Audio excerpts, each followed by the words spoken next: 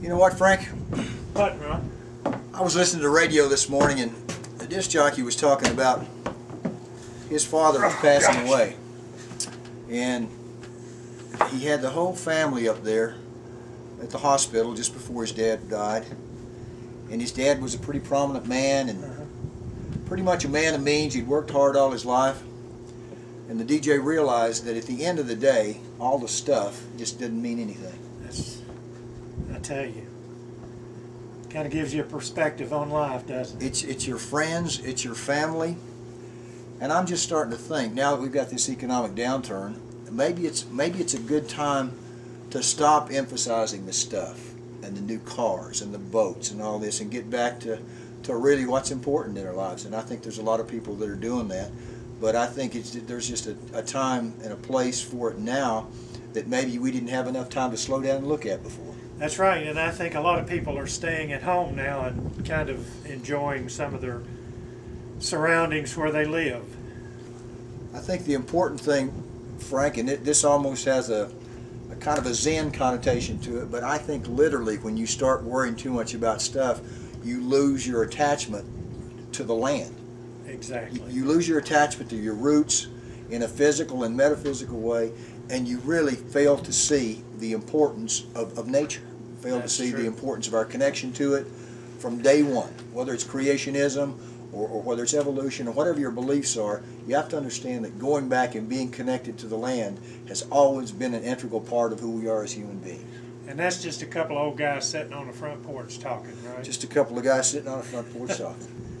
I just think that that now more than ever we need to really search our hearts and see if maybe we need to spend more time with the kids. I know when the kids come up to me and I'm 1,000 miles away thinking about something, my little girl wants me to look at a little thing that she's drawn, and I have a tendency to kind of push her away or say, honey, later. Maybe I should stop and look at it and comment on it and compliment her on it. And that might pay dividends that worrying about the money stuff wouldn't pay off in 5, 10, 15 years. You know, that's true, Ron. And, we have some comparisons, which is totally different. You have young children, and I have some children about the same age as your children, but mine are grandkids.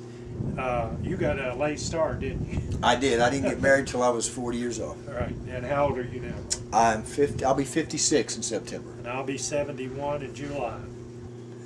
And no matter what you do in life, no matter what your station is, from the lowliest toilet cleaner to the CEO of the biggest corporation in the world, the bottom line is your real legacy isn't what you have done, it's what you've passed on to your children that make them better human beings and make them more cognizant and more responsible for carrying that on to their kids.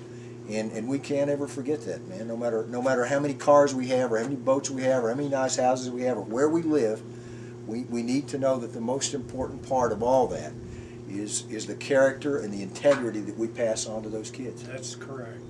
Is it Thursday night that you're going to speak to the Historical Society? I am. Yeah. Have you determined what you're going to cover?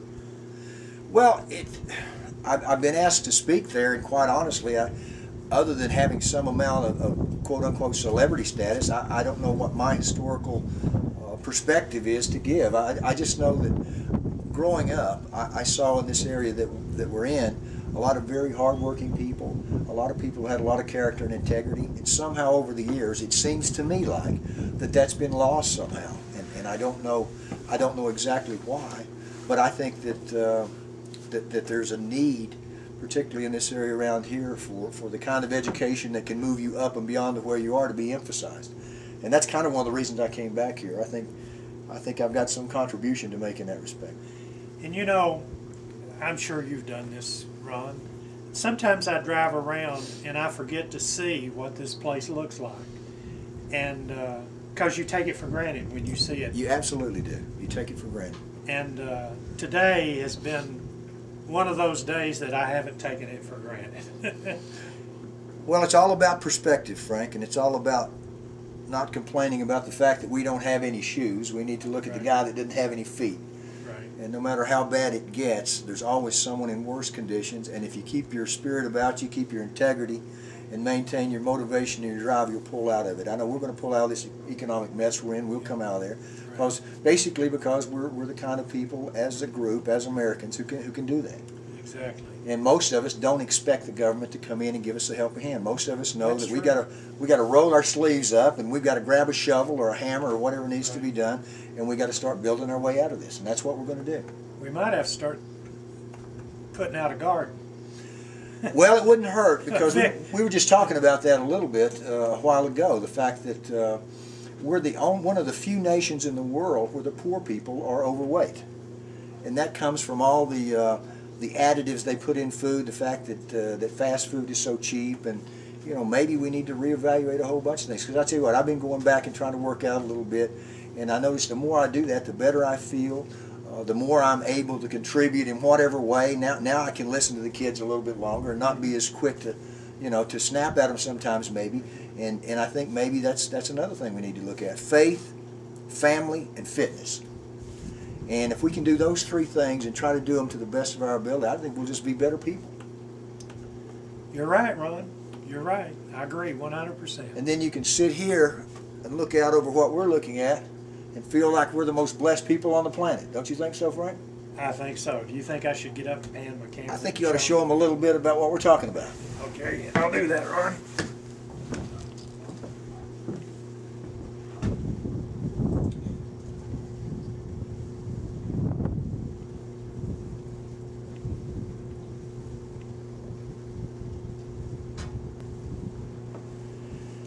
Well, I just know that as a kid I used to climb these cliffs and rumble through these woods with my friends, some of whom are not with me anymore.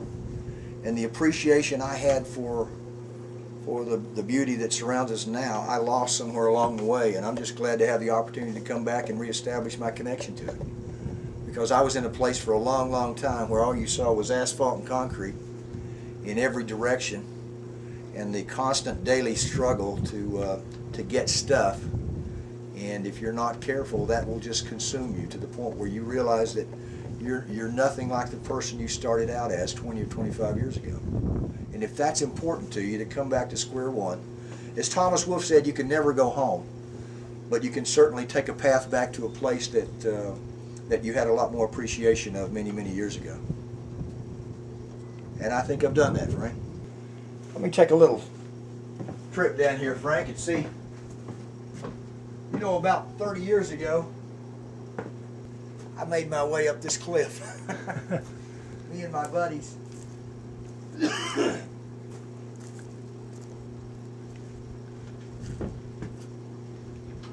Nothing like climbing, Frank. If I had a parachute on, I might try a little base jumping. I know you would. No, it's not that bad. If you realize where you're at, what you're doing, it's not a big deal. No, this is what I grew up loving, and I still love it, and I'm hoping I'm able to do it into my 80s or 90s, however much more time I have on the planet, Frank. So, I guess that's about it for today, huh? Thank you, Ron. Take care, buddy.